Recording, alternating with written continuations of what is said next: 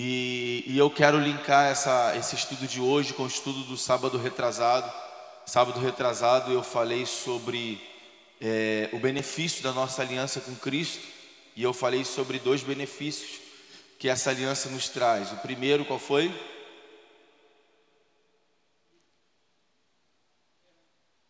O primeiro foi o direito de ser filho. E o segundo, de ser filho primogênito. Porque não basta ser filho, tem que ser primogênito. E eu falei sobre quais os benefícios que essa aliança que nós temos com Cristo nos traz. Vocês entenderam, irmãos, essa mensagem? Entenderam? Já mudou a oração? Mudou? Mudou não? Mudou? Já deu Adriano? Deu para mudar a oração já? Parou de falar me dá e agora é libera. Que a gente fala me dá, quem fala me dá é porque não tem, né? Agora quem fala libera é porque tem direito. O filho mais novo sabia o direito que tinha. Por isso que ele falou para o pai, libera a minha parte. E o mais velho não sabia o direito que tinha. Por isso que ele tinha mentalidade de escravo. Lembra lá no texto? Ele fala, eu trabalho para o Senhor como escravo. Vocês já tinham lido esse texto por essa ótica? Quem já leu aí esse texto do filho pródigo? Já tinha? Hein, o locutor? Né? Então o Senhor aí nos levou aí a um entendimento muito claro, né? E hoje eu quero falar sobre a paternidade de Deus, irmãos. Esse é um tema que eu particularmente eu amo demais de falar do Senhor, porque eu acredito muito na paternidade de Deus. Eu não consigo enxergar Deus apenas como o Deus Criador, o Todo-Poderoso, né, que criou os céus e a terra e agora Ele rege a humanidade com uma vara de ferro.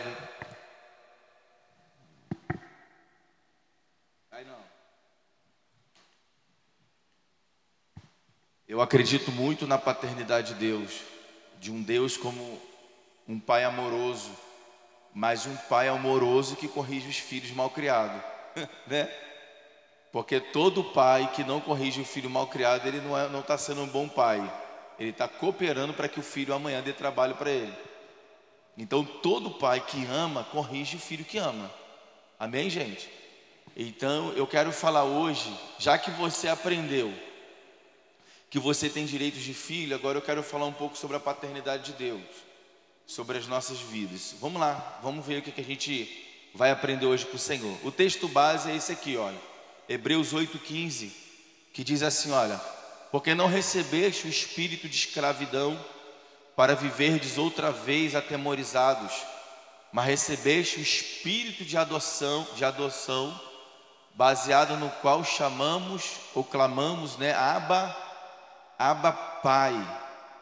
E permita abrir aqui um parênteses para vocês. Ninguém que talvez, né, não posso dizer 100%, mas que não consegue reconhecer Deus como Abba, é bem provável que não tenha recebido esse espírito de adoção ainda, que é só o Espírito Santo que pode dar, da gente de verdade começar a enxergar Deus como um Abba, né, como um pai. Mas algumas pessoas não conseguem enxergar Deus como um pai, e eu vou explicar por quê aqui, que o nosso propósito é justamente trazer vocês, homens, para um posicionamento aonde vocês vão ser a diferença na casa de vocês, na vida de vocês. Então o texto base é um texto muito forte de Hebreus, né? Porque não recebeste espírito de escravidão para viverdes outra vez atemorizados, mas recebeste o espírito de adoção, baseado no qual clamamos Abba Pai. Vamos lá, passa para mim, por favor. Bom, eu coloquei algumas coisas aqui, eu vou ler, né? E eu vou dando uma paradinha para poder ir explicando, porque às vezes, quando fica muita coisa escrita assim, os irmãos têm dificuldade de memorizar. Mas vamos lá. Conhecer o coração paterno de Deus é ver o Criador como Pai e reconhecer o seu real amor por nós. É valorizar a nossa eleição como filho. Amém? Eu falei sobre isso na aula retrasada, sobre essa questão da gente mudar a nossa ótica de quem Deus é para a gente, né? Como nós enxergamos a figura de Deus, né? E quando nós mudarmos a nota, eu falei sobre duas coisas, que nós precisamos mudar a nossa ótica sobre quem Deus é e a nossa ótica de quem nós somos para Deus, né? Então nós precisamos mudar a nossa ótica, e eu creio que você está lembrando aí. São muitas as circunstâncias que levam as pessoas a terem limitações diante de Deus, tais como pai ausente ou de dura cerviz. Eu vou falar mais sobre isso na frente.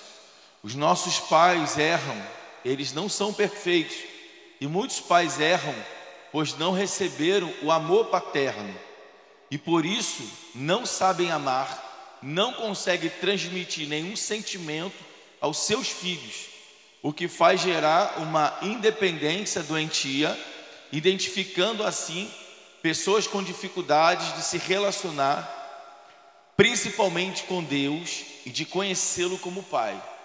Até aqui já deu para entender? A forma como os nossos pais, principalmente a figura paterna, nos criou, elas podem tanto nos aproximar de Deus ou nos afastar de Deus.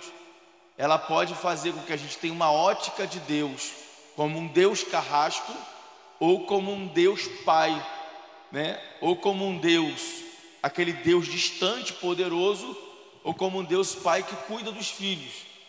Então, a figura paterna, ela tem eu vou falar mais sobre isso à frente, ela tem um papel muito importante dentro da família. Passa para mim.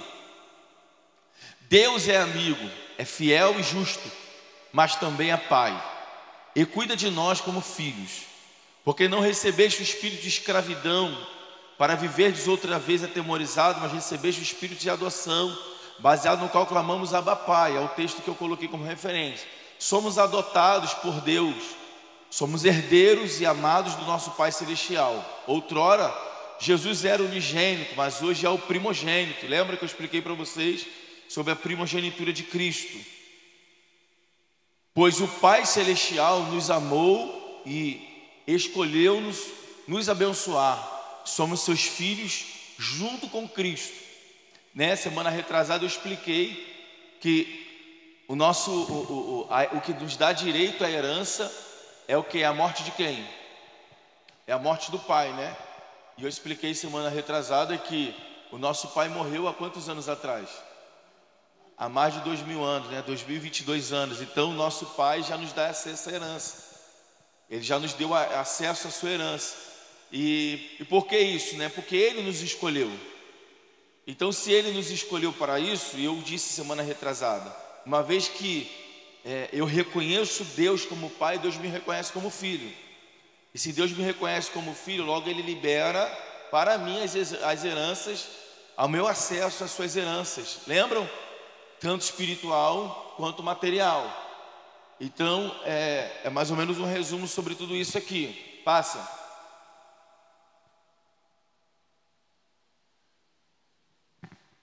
Eu vou começar a destrinchar algumas coisas. O mundo tenta nos corromper, injetando em nós uma alienação e rejeição para deixarmos de acreditar nas promessas de que somos filhos.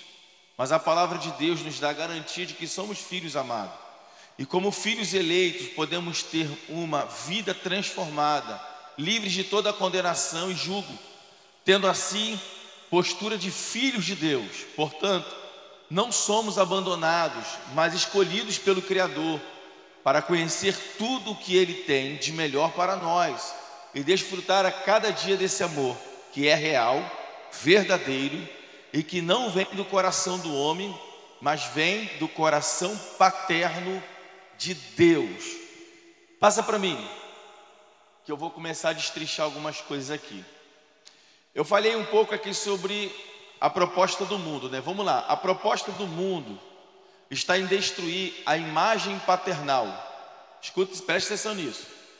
Pois fazendo isso, ele consegue afastar as pessoas da paternidade de Deus. Destruir a imagem do Pai, distorcer, é tentar substituir e tirar Deus do foco como Pai. Uma vez que a imagem paternal é destruída, fica fácil para Satanás afastar as pessoas do Deus Pai.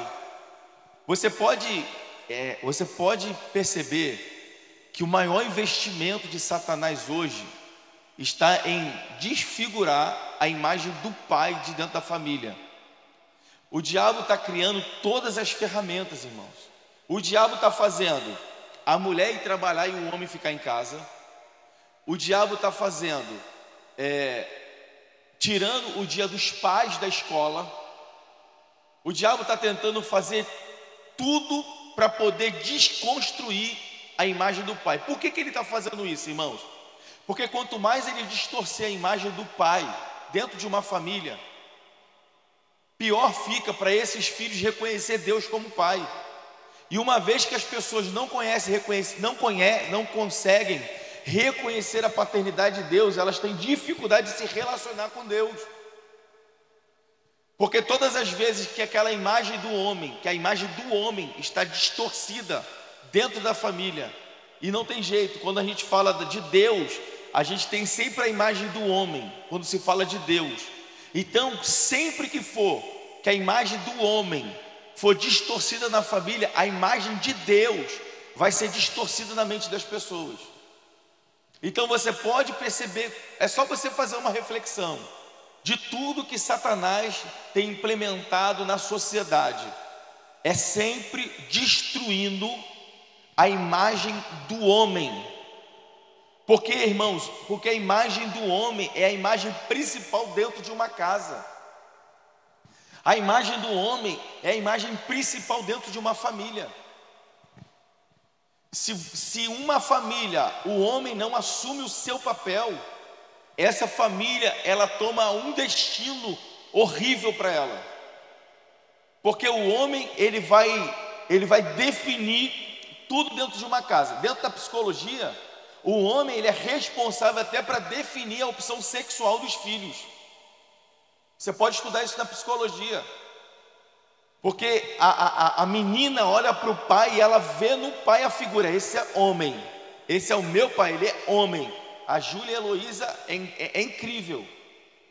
Elas ficam perto de mim e ela fala, papai é homem. Eu falo, papai é homem. Agora eu falo para ela, papai é macho.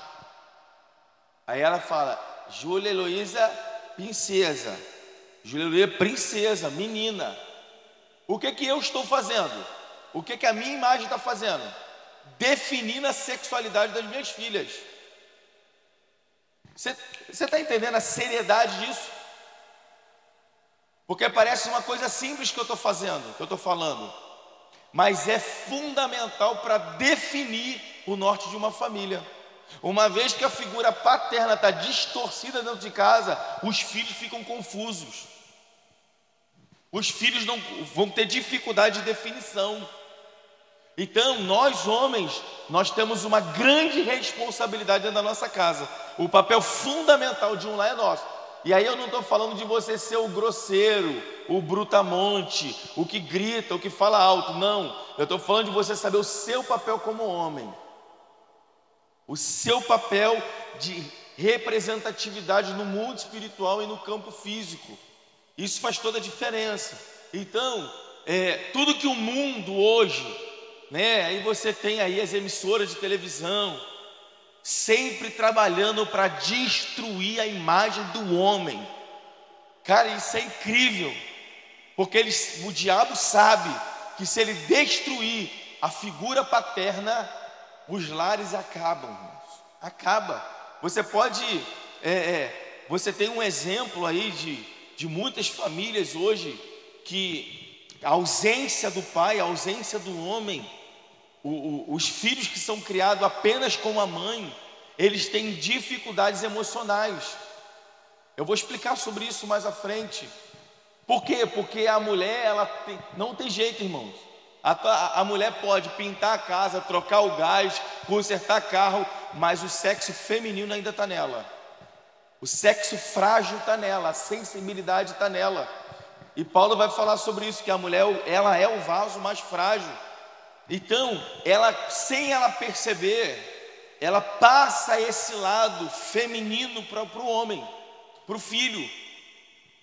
E aí o filho, sem perceber, ele vai pegando essas características, eu nem digo de atitude comportamental, de jeito, mas de atitudes no dia a dia, no comportamento, como se fosse no caráter dele. O caráter fica deformado. Então, a figura do homem, ela é muito importante dentro de uma família. E a gente precisa. E qual é o meu objetivo? Sabia que ia dar nisso essa água? E qual é o meu objetivo falando sobre paternidade aqui, irmãos? É justamente fazer com que nós, que estamos aqui homens, que a gente resgate a nossa paternidade dentro de casa. É você resgatar o seu valor como homem, como cabeça da sua casa, como cabeça que Cristo nos estabeleceu dentro da nossa casa. Isso, irmãos, vai fazer muita diferença na sua vida. Passa para mim, por favor. Obrigado, meu filho. Passa para mim. O que fazer então? Eu botei aqui, é simples. Precisamos restaurar a imagem do Deus Pai no Pai terreno. Eu botei isso aqui. Vejamos como, nós vamos ver mais à frente. Então o que nós precisamos fazer? É justamente isso.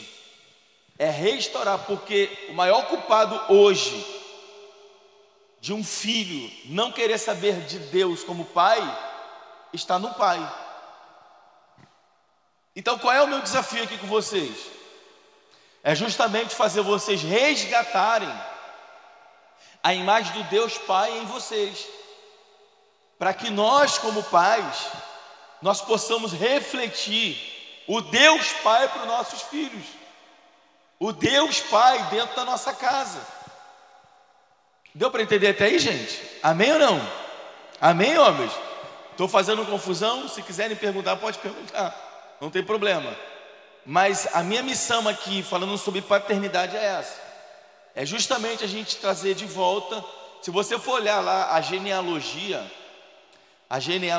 de Lucas, né, que o Lucas ele vai dar a genealogia diferente da de Mateus, né? Porque Mateus, como ele está escrevendo para o povo judeu, o seu livro, ele quer mostrar que Cristo é o Messias. Então ele vai falar da genealogia a partir de Abraão. Mas o livro de Lucas, como é um livro de estudo, de examinação, porque Lucas ele foi atrás de pesquisas sobre Jesus, ele traz toda a genealogia de Cristo a partir de Adão, só que ele faz de trás para frente. Então ele vai colocar Adão lá na genealogia, e lá na genealogia ele vai falar sobre todos os pais e filhos, mas quando chega a Adão ele vai dizer, e Adão, filho de Deus. Quem era pai de Adão? Quem era o pai de Adão? Pai de Adão era Deus, irmão. Pensa, Adriano. Se acordar de manhã, dá bom dia pro teu pai, é Deus, filho. Deus está lá no jardim. Pensa, irmão. Quem era o pai de Adão? Quem é teu pai, Adão? Papai lá de cima. Então, o pai de Adão era Deus, cara. Então, peraí. Se Deus tem uma figura paterna, então Deus sabe dos nossos comportamentos como pai. Se Deus tem essa figura, então Deus sabe o que nós precisamos melhorar, e como nós podemos conduzir a nossa casa. Então vamos lá, eu tenho mais algumas coisinhas para falar aqui. Eu vou ser bem sucinto hoje, eu não tenho muito, não vou me estender muito não. Passa para mim. Eu botei aqui, Deus é protetor. Se Deus é protetor, a gente como pai terreno, nós também precisamos ser o quê? Protetor, sim ou não? Ou você é aquele que quando tem um barulho, a mulher que levanta? Ai, vai lá, meu amor, tô com medo. A rapaziada aí, é a mãe que vai? Tem certeza, Branco? Olha lá, a risadinha. Vamos lá. Um dos traumas carregado por muitas pessoas está justamente na ausência da proteção paterna. Essa ausência traz sobre os filhos alguns sentimentos, que são esses aqui, um deles, ó: insegurança, falta de poder de decisão e também falta de confiança para vencer os conflitos, sejam internos ou externos. A grande maioria dos homens que viveram na sua vida a ausência de paternidade, eles desenvolveram esses sentimentos. E um deles é aquele ali, ó: a falta de poder de decisão. Você já reparou que a maioria dos homens fala assim, ó: fala lá com a minha esposa, pede ela para lá. Aí o filho fala: pai, eu posso fazer isso? Pede para a mamãe. Que é isso? Poder de decisão. A falta da paternidade trouxe para esse homem, e é involuntário, sem você perceber, você já está tomando essas atitudes, porque você não teve uma paternidade que definisse bem os papéis dentro da sua mente.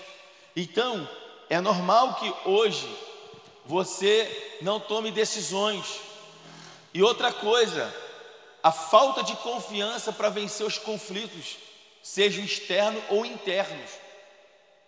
A ausência de paternidade faz muitos homens terem dificuldade de vencer as adversidades que se apresentam no dia a dia. E meu irmão, nós sabemos que nós vivemos num mundo extremamente complicado, em um mundo completamente perturbador, e diariamente a gente está vivendo conflitos, diariamente a gente está passando por dificuldades, e a ausência da paternidade para dizer: é isso aqui, vai por aqui, vai por ali. Essa ausência de uma paternidade traz sobre o homem uma deficiência, e essas deficiências, elas são cruciais. Por quê? Porque você leva isso para dentro da sua casa, você vai levar isso para dentro do seu casamento, e é involuntário. Você, como você não teve os papéis bem definidos dentro de você, na sua mente: o meu pai é o homem que toma as decisões, o meu pai é o que decide todas as coisas aqui em casa.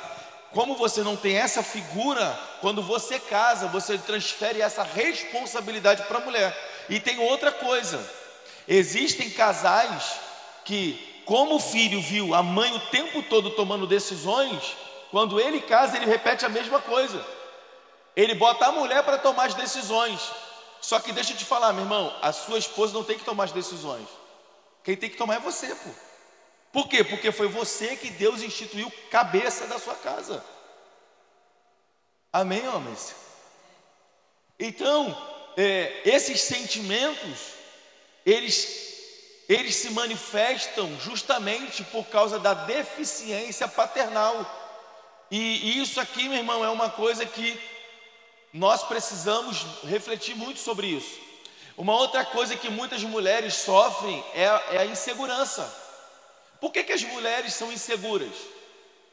Por que mesmo elas estando casadas, elas se sentem inseguras? Por que elas manifestam essa insegurança? Duas coisas podem ter acontecido. Primeiro, ela teve um pai presente, que sempre foi o protetor dela, e quando ela casou, ela imaginou que teria um protetor. E aí, quando ela não tem essa proteção, ela sente falta da figura do pai, e ela fala para o marido: eu me sinto desprotegida por você. O que ela está reclamando? O que ela está te trazendo de sinalização? Ela está dizendo para você: você está deficiente no teu comportamento paternal. Porque uma característica de Deus, irmão, sobre nós como pai, Ele é o que nosso? Ele não é o nosso protetor? Sim ou não, irmãos? Com Deus, meu irmão, a gente se sente mais forte, é ou não é? Por quê? Porque Ele, como pai, traz esse encorajamento para a gente, Ele traz essa força. E o que as nossas esposas querem sentir da gente? É justamente essa confiança. E quando eu falo de esposa, eu também falo dos filhos. Porque os filhos querem sentir essa proteção do pai. Eles querem se sentir preenchidos pelo pai. Então, essa ausência, homens, essa ausência de proteção traz esse sentimento para dentro dos filhos. Traz esse sentimento. E aí daqui a pouco você está: pô, meu filho não decide nada, cara. O meu filho não toma iniciativa de nada, mas por quê? Porque em algum momento você está falhando como pai. E isso está trazendo sobre o seu filho consequências, já que já está refletindo nele. E aí eu botei mais uma coisa aqui: um pai se torna pai protetor quando ele está presente na vida dos seus filhos, fazendo o quê? Encorajando, aconselhando e impulsionando. Então, o que que um pai tem que fazer com o filho, irmãos? Tá ali, ó. Eu botei ali. Primeiro, encoraje seus filhos. Os dias são bons ou são maus? Os dias são maus. O meu filho, eu lembro quando ele estava com 7, 8 anos de idade por aí, ele estudava aqui no Canarim, e tinha um menino na sala dele que já tinha sido reprovado várias vezes. O moleque era parrudão, irmão, assim, ó. Não sei se o moleque malhava já, irmão. O molequinho era parrudão, hein? Aí o Pedro foi no banheiro, o moleque estava no banheiro. Quando o Pedro passou, o moleque, pum! Deu na barriga do Pedro. Moleque brigão, esse moleque brigão. Aí no outro dia eu tô levando o Pedro na escola, cara, o Pedro se escondendo atrás de mim. Falei, que foi, Pedro? Não, pai, não quero mais estudar nessa escola não, essa escola não é boa. Eu falei, o que houve, cara? O que está acontecendo? Ele, não sei o que, não sei o que. Eu falei, fala o que houve. Aí ele, aquele garoto ali me bateu. E aí eu fui, chamei a coordenadora e conversei com ela e tal. Ela foi, chamou o menino na hora, e o menino foi e assumiu que tinha batido nele mesmo. Porque o Pedro era pequenininho, ele era grandão, parrudão. E aí, o que aconteceu com meu filho, irmãos? Ele começou a desenvolver um sentimento de medo. Medo da escola. Medo de apanhar, medo. Qual era o meu papel como pai? Eu precisava encorajar ele, pô. O que eu fiz para encorajar ele? Botei ele no jiu-jitsu, irmão. Eu precisava de uma ferramenta para encorajar ele. Eu falei, cara, o cara não vai te bater mais, eu já resolvi ir na escola, vamos embora, você é homem igual a ele, pega pau, pega pedra. Lembra nossos pais faziam isso com a gente? Apanhou, se voltar aqui em casa e apanhou na rua, vai apanhar de novo. Aí tu fazia o quê? Tu ficava na rua, irmão. Ficava ou não ficava? Tu ficava na rua, irmão, chorando. Não vou pra casa não, meu pai vai me bater também, pô. Mas na grande maioria das vezes tu se virava ou não se virava? Tu apanhava, tu, mesmo, não vou apanhar não. Tu pegava pedra e tu ia pra cima. Então eu comecei a encorajar. Eu falei, cara, você precisa achar uma outra estratégia. Eu falei, vou te botar no jiu-jitsu. Só em tu falar para ele, agora eu faço jiu-jitsu, ele já vai ficar com medo. Foi dito e feito, irmão. Eu botei ele no jiu-jitsu, o Pedro começou a ficar encorajado. Ficou encorajado. Eu falei, pode falar para todo mundo na sala de aula que você faz jiu-jitsu agora. Que todo mundo vai ficar com medo de você. Ele, pai, é. Você entendeu? Nós precisamos encorajar os nossos filhos. Por quê? Porque o mundo está difícil, gente. O mundo está difícil. Né? E de repente você está aqui e teu pai não te encorajou, ou os teus pais não te encorajam. Mas o que você precisa entender? Que existe um Deus que encoraja você. Amém? Amém, irmãos? Existe um Deus que te encoraja, que acredita em você e que tem expectativas a seu respeito. Então eu coloquei aqui, encorajar e também aconselhar, né? Nós precisamos ser homens que se assenta quando necessário, que olha nos olhos dos nossos filhos e que aconselha eles, que oriente eles olhando nos olhos. Hoje a rede social roubou isso, irmãos, dentro dos lares. As famílias não querem mais sentar e olhar nos olhos. Os casais não se assentam mais para olhar nos olhos uns dos outros. Os filhos não olham mais nos olhos do pai. E a Bíblia diz que os olhos são as janelas da alma. Então, quando você senta com seu filho, você olha no olho dele. Quando você senta com seu pai, com a sua mãe, você olha no olho e você fala o que precisa ser dito, meu irmão. Muita coisa pode ser mudada e transformada dentro da sua casa. Amém? Amém, gente? E a terceira coisa que eu coloquei aqui é impulsionando. Porque nós precisamos impulsionar os nossos filhos. Nós precisamos impulsionar aqueles que estão conosco. Está difícil, irmão? Está difícil. Mas eles podem. Amém? Você não pode dizer para o seu filho, meu filho, está difícil mesmo, desiste disso aí. Nada, o meu filho não joga bola. Deixa eu falar mais. Mas ele acha que vai ser jogador de futebol, irmão. O que eu falo para ele? Pai, vai ser jogador de futebol, pô. Vai, velho. Ele gosta de futebol, agora eu vou falar para ele, tira isso da tua cabeça, que é ruim de bola, tu não vai dar em nada, não, cara. Eu vou encorajar ele. Agora, eu tenho um sonho para ele, que eu já compartilhei com ele, e eu alimento esse sonho dentro dele. Eu alimento. Por quê? Porque uma hora que ele despertar do futebol e pensar, pô, dá para mim. Mas isso aqui que meu pai sempre conversou comigo, dá. Pegou, gente? Então, o nosso papel também está de impulsionar, né? Passa para mim. Então, eu estou falando de Deus como protetor. Olha Deus como protetor. E aí, eu estou falando muito sobre filhos, mas eu estou aqui batendo na tecla de esposa, hein? De casal também, né? Olha Deus como protetor, lançando sobre ele toda a vossa ansiedade, porque ele tem cuidado de vós. Então, uma característica daquele que protege, ele é cuidadoso, ele cuida, ele está perto, ele busca saber as necessidades. Amém, gente?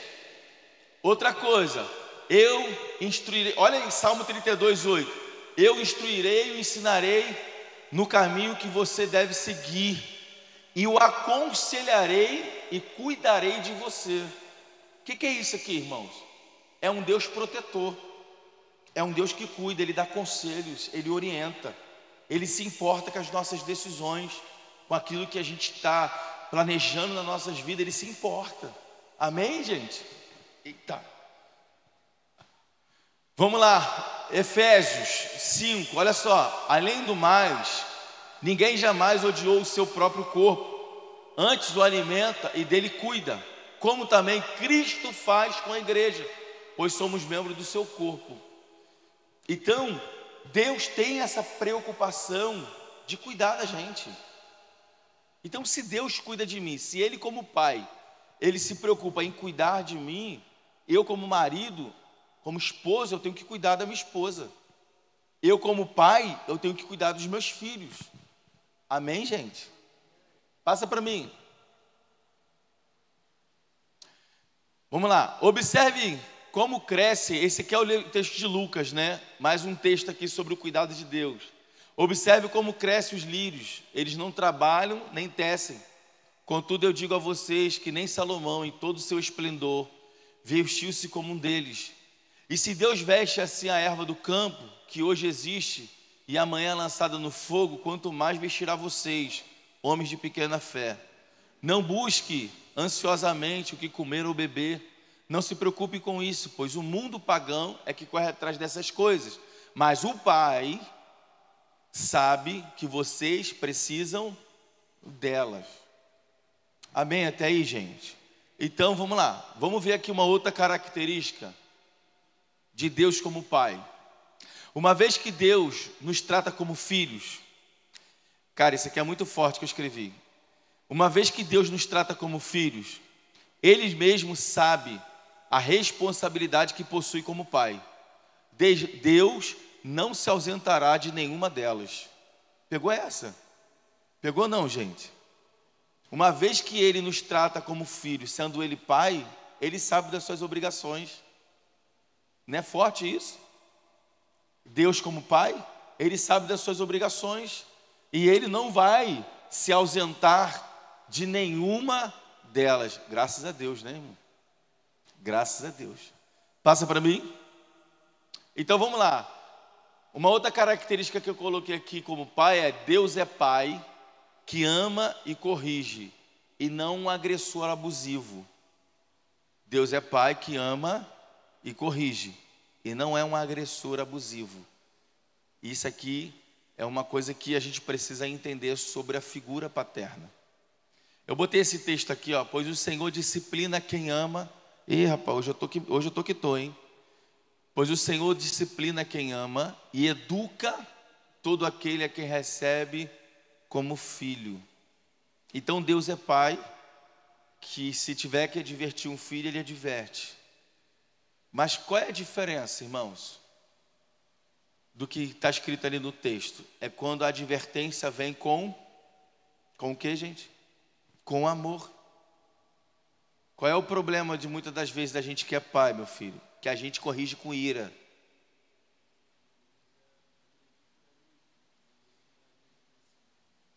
Quando a gente corrige com ira, a gente peca. Porque Deus corrige com amor. Porque o amor é uma coisa extraordinária, né? Não é que você vai corrigir passando a mão. Você vai ser firme quando tem que ser firme, mas entendendo que o amor é que está acima de todas as coisas. A ira é que não pode tomar o lugar do amor. Porque quando a ira toma o lugar do amor, aí extrapola, né? Aí fala coisas que machuca, agride, já não corrige, agora agride. Então Deus, Ele é um pai que ama e corrige, e não um agressor abusivo. Passa para mim, por favor. Eu coloquei aqui, né? Quantas pessoas que quando criança não foram corrigidos com amor? O que receberam foram ódio, raiva, tortura no corpo e na mente. Eu coloquei na mente aqui, mas na verdade é na alma, né? A alma da pessoa ficou machucada. A alma da pessoa ficou dolorida. A alma da pessoa sofre. Por quê? Porque não houve correção, houve agressão na alma. E agora a alma, ela se entristece, né? Ela sente dores. Então, um pai que não entende uma correção no amor, ele causa sofrimentos à alma de um filho. E sabe o que é o ruim disso tudo, irmãos? Que tudo isso, se não houver uma cura em Jesus, isso tudo a gente leva para frente. A gente leva para o casamento, a gente leva para os nossos filhos, e daqui a pouco os nossos filhos vão levar para os netos. Só que a tendência é que isso vai se tornando cada vez pior, né? Vai se tornando cada vez pior. Então a gente precisa de verdade de uma cura nesse sentido, para que a gente não leve isso adiante. E eu coloquei aqui, olha, palavras que ferem e machucam, às vezes são piores que um tapa. Eu lembro que, às vezes, quando meu pai ia brigar comigo, ele gritava tanto, irmão, que eu era um moleque levado, né? E meu pai, eu olhava para ele e falava, cara, me bate, melhor que você me bater, cara. Fica aí falando esse monte de coisa, cara. Melhor que você me bater, vai, bate logo. Pelo menos tu bate e acaba, né? Mas por que isso, irmãos? Porque tem palavras que são ditas que elas ficam alojadas lá dentro da alma. E essas palavras, muitas das vezes, se tornam prisões da alma de alguém. E essa pessoa, às vezes, não consegue romper, não consegue ir adiante, não consegue vencer algumas coisas na vida, porque palavras que foram liberadas pelos pais estão alojadas dentro da alma. Entende?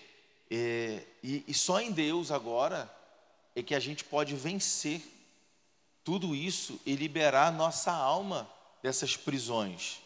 Amém, gente? Amém? Porque Deus, ele como Pai, Ele não nos trata dessa forma, Ele nos corrige, mas Ele sempre nos mostra um caminho alternativo para a gente poder vencer tudo isso que está se levantando contra nós. Passa para mim. Eu acho que acabou. Acabou? Acabou? Acabou, né? Volta para mim aqui já, o texto. Volta para mim. Isso, deixa nesse texto aí. Eu queria orar com vocês, irmãos. Em que sentido, né? Eu não conheço a criação dos irmãos, como vocês foram criados, ou como é o relacionamento de vocês com os pais de vocês. Quando eu falo pai e falo mãe. Mas eu quero dar ênfase à figura do pai. Porque a figura do pai, ela tem uma representatividade de Deus na vida da gente. E uma vez que a figura do pai está distorcida dentro de você, né, de repente você até carrega um sentimento de mágoa, um sentimento de tristeza com a figura do pai. Esse sentimento, ele vai atrapalhar você em muita coisa. Atrapalha no teu casamento, vai atrapalhar no teu relacionamento com Deus, ele vai te atrapalhar na criação dos seus filhos, ele vai te atrapalhar em várias áreas. Porque a figura do pai, ela simboliza a figura de Deus. Então, se você tem a figura do pai distorcida na sua mente, dificilmente você vai conseguir ter a figura de Deus Pai bem resolvida dentro de você. Então, qual é a minha proposta para a gente aqui nessa noite? É a gente se liberar de sentimentos, se liberar de tristeza, se liberar de mágoas, se liberar de qualquer coisa relacionado à paternidade que possa estar dentro da gente. Para quê? Para que a partir de hoje a gente consiga se relacionar com Deus como um pai que nos ama, um pai que cuida, sabe?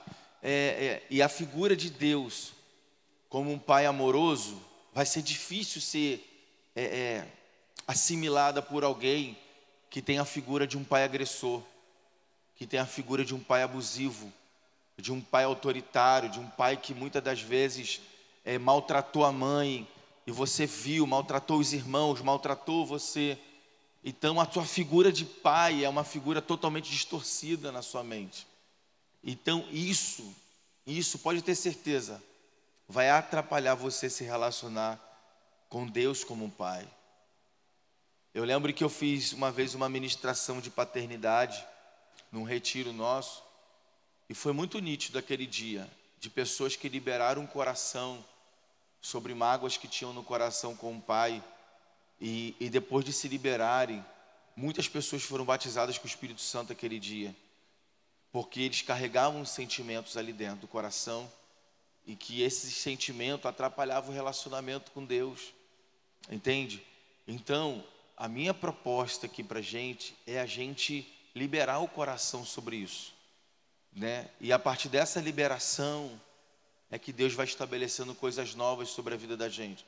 Eu tenho certeza que muita coisa vai mudar dentro da sua casa, no seu casamento, no seu dia a dia, vai mudar, porque a figura de Deus como pai sendo restaurada dentro de você, você vai conseguir, não só, aí entra a aula que eu dei semana retrasada, você não só vai conseguir ver Deus como um pai, mas como você vai conseguir ter uma mentalidade de filho de Deus, porque a mentalidade de filho é que precisa ser restaurada dentro da gente.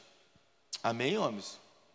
Porque essa mentalidade de filho é que nos dá acesso a tudo que Deus tem para a gente como direito. Beleza? Fica de pé. Vamos